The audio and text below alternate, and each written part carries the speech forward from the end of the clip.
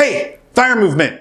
Guess what? Debt is not bad. Debt can be good. Debt can be your friend. Debt can help you build wealth. A lot of people in the fire movement think you need to be debt free and you need to pay off your mortgage. And in this video, I'm going to tell you why that's a bad idea and how you can build wealth with debt and be in the fire movement. So I'm going to contradict a lot of these people who think they need to have no debt, but I'm going to explain it all in this video. So let's get into it right now. Okay, look, I understand the allure of being debt-free, and there's a lot of videos out there about paying off your mortgage, cutting your expenses down so that you need less to live on and you can fire faster. I get it, I understand, but not having debt is for the wealthy. You need debt to build wealth, in my opinion, unless you're a super high income earner. If you are not a high income earner, you need debt to build wealth. Debt can be good. If you're in the fire movement, you're in either one of two camps. You're either investing in index funds as hard as you can to build up enough to amass a huge amount of wealth to live off your dividends or your interest from your investments. Or in camp number two, you're buying real estate to live off of the income from the rental properties. And I guess really there's a third camp, but they're not really a camp. They're more like van lifers. And these are the guys or gals who are out there either buying businesses or starting businesses to get high income through owning a business and achieve fire through that, and then try to hire people into the business to take care of the daily needs of the business, to have the passive income from the business. And I'm not trying to ostracize you guys, but entrepreneurship is a lonely business. I know, I've been there, I've owned many businesses. So it's not as talked about as much, the people who are firing through building businesses. So if you're one of those people, leave me a comment down below. Tell me what kind of business you have or you're starting or you want to start. I have mass respect for you guys. You don't get a lot of love in the space. But I'm not talking about you today, but I'll still tell you, even you business people out there, you can still take advantage of the things that I'm going to talk about in this video, which is building wealth through real estate and using debt to do it. Like I said, most people who are in the index camp, who are just saving all their money and investing it, are typically high income earners. In fact, 81% of them earn over $126,000 per year, which in fact, I made that number up because I couldn't find any real statistics on it, but I believe it. It should be true. If it's not, it's probably close to accurate. I did find this statistic, which I'll put in over here, that says that 61% of people who are financially independent make over $100,000 a year. You can see 47% in one category and 13 or 14% in the other category. I can't actually see it. I'm going to use the magic of editing to implant it right here. The truth is, if you're not a high income earner, you simply cannot buy a house, try to pay down the mortgage to get debt free, and funnel money into there and funnel money into your index funds or your 401ks or whatever it is you're investing in. It's just not feasible if you're not a high income earner. On those same line, you also can't save all your money to pay cash for a house while investing in real estate or while investing your money into your 401k or your index fund or whatever it is. There's just not enough money to go around unless you're earning probably over 150K. What's that sound? It's the sound of the trolls typing, "But Jeff, I don't want to own real estate. I'm renting, so I can funnel more money into my investment accounts." Wrong. Sorry, that doesn't work. Your rent is the same as your mortgage. If you have a housing expense, it's the same as having a mortgage. And actually, in most cases, it's more expensive to rent than it is to own. So your rent would be higher than if you just bought a house and had a regular mortgage and didn't try to go into being debt free. If that wasn't the case, there wouldn't be rental properties. People wouldn't buy properties and rent them if their rent wasn't less than their mortgage. So that's why it's almost always cheaper to own than to rent. So speaking of debt, then you've got people like Dave Ramsey out there who his advice is for some people. And he says things like, don't buy a house if you have any debt. Pay off all of your debt before you buy a house. I say, on the other hand, buy a house as fast as you can, whether you have debt or not. The key here is to not buy the biggest house you can afford. When the bank says you can afford X amount, that's the maximum you can qualify for. You don't have to get the biggest mortgage you can. Find a house that meets your needs, that is as inexpensive as possible, so that you can actually have extra money to save for the next house or to invest or pay off that debt or whatever. So Dave Ramsey says then when you buy a house, put 100% down, pay cash, don't get a mortgage. I say that's ludicrous. I say put as little down as possible, probably 3% if you can. If you can do 5 or 10, that's great.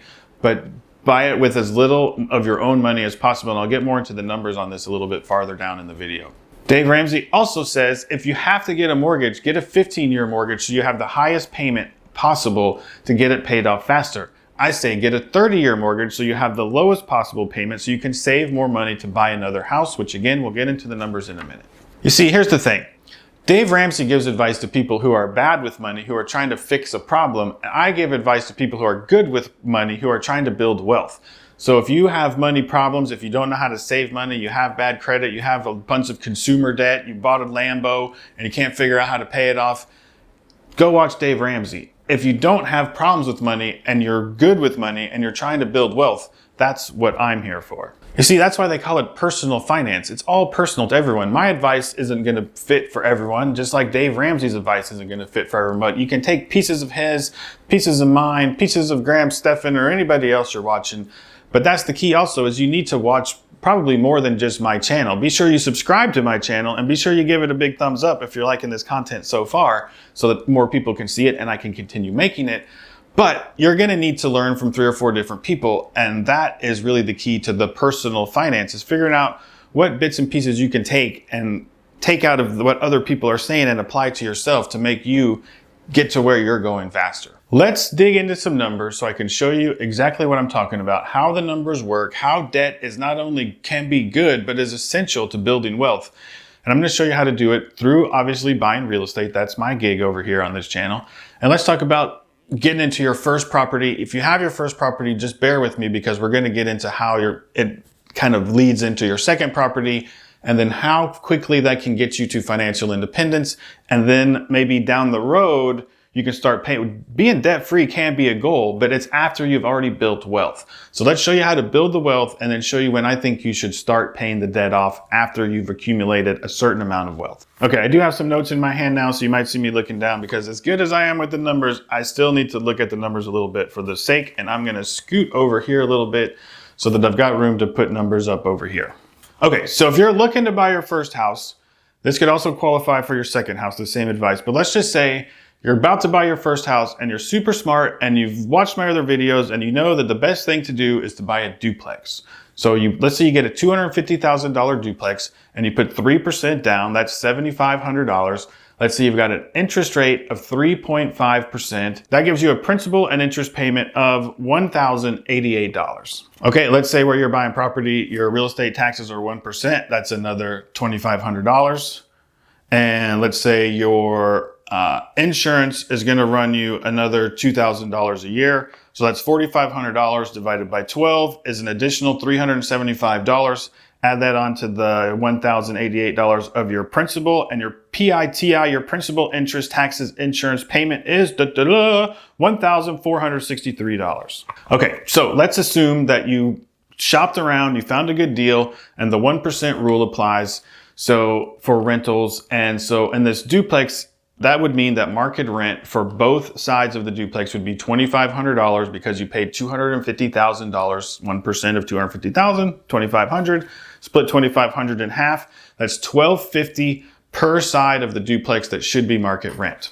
Okay, if this math all is true and works out, your mortgage payment was, what did I say it was? $1,463 minus the $1,250 rent you're getting from the other side. Means that after all the dust settles, you're paying $213 a month for your mortgage. This dude over here or this nice lady over here in the other unit is paying almost all of your mortgage, all except for $213 per month. So just by doing this, you're almost living for free. Check that out. You're almost living for free just by buying a duplex for your first house. Let's say you were saving $1,000 a month.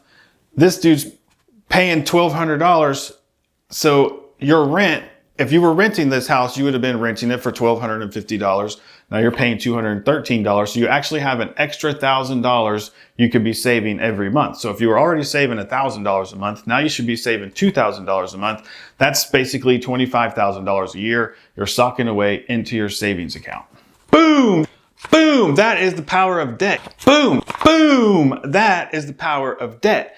You only use $7,500 down plus closing costs, and your mortgage payment is now $213, and you're saving an extra $1,000 per month. So you should be able to save $12,000 over the course of the year just from buying that house that you used probably about $12,000, $10,000 or $12,000 with closing costs to buy the house. So you just broke even in year one using debt and basically living for free. For the sake of this example that we're doing here, I'm not even going to get into appreciation, principal pay down, any kind of tax benefits you might be getting. I'm also not going to get into vacancy rates and maintenance costs and everything else. So what's that sound again? That's the trolls going, you didn't talk about vacancy rates and maintenance and repairs and blah, blah, blah. I know, I get it. I'm painting with a broad stroke to just show you how the numbers and how debt can work in your favor. Now we know that you're saving $25,000 per year. You could wait a year or so and just do this again and buy another one with 3% down and move into that one and keep this one. But for the sake of the numbers, I'm going to say you're going to stay where you're at. You're going to save 25 grand a year. So it takes you 2 years to save up 50 grand. And in 2 years, you're going to do this again. You're going to buy another duplex, but this time you're going to buy it as an investment property and you're going to put 20% down. And I kind of want to do this just to show you the difference in the payment of putting the 20% down, which is $50,000, show you how much it makes a difference in your payment and show you then again how much you'll be saving after you buy the second property. Okay, you're ready to buy your second property now. It's 2 years later. We're going to just use the same numbers to really be able to compare apples to apples. So you're going to buy another $250,000 duplex. You're going to put 20% down, which is $50K, plus your closing costs, which I'm not going to use them for the purposes of this example. So you're going to put $50,000 down and using all the same numbers, 3.5% interest rate, 30-year mortgage. That's going to give you a principal payment amount of $898, which is $190 less, something like that. 88, yeah, $190 difference. We'll just call it 200. So this is the point I wanted to make. So by putting $50,000 down instead of $7,500, it's only a $200 a month difference in your payment. This is again to show you the power of the debt and how you saved $50,000 and you gave it to the bank and it only reduced your payment by $200.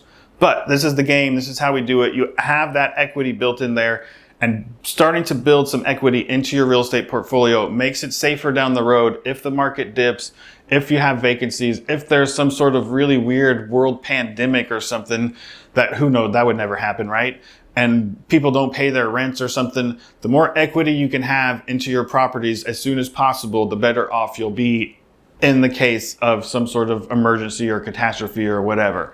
So it's a good idea. I like using other people's money, but after you get a property or two under your belt, it's a good idea to start using the money that you're saving from the properties to put down on the property so you can start building some equity. This is how I went broke in 2008, having zero equity. I kept buying these houses with 100% financing, and when the market tanked, their values went down. I couldn't keep up. I couldn't keep them rented, and the bank took them all. So this is a lesson learned from somebody who's been there and lost everything. So trust me on this one. Try to build equity when you can. Okay, sorry, I got off on a little tangent there. So now using these numbers, your new mortgage payment is $1,273.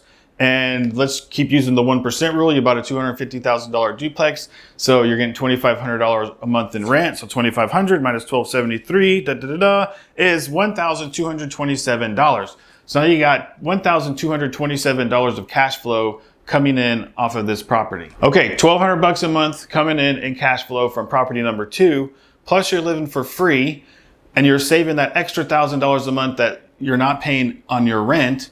Plus you're saving another $1,000 a month. Now you went from saving $1,000 a month to saving over $3,000 a month. So let's say your expenses are $3,000 a month. You're basically at $5,000 right now and saving $3,000 a month. If you just keep doing what you were doing at the end of 12 months, what's that? That's $36,000.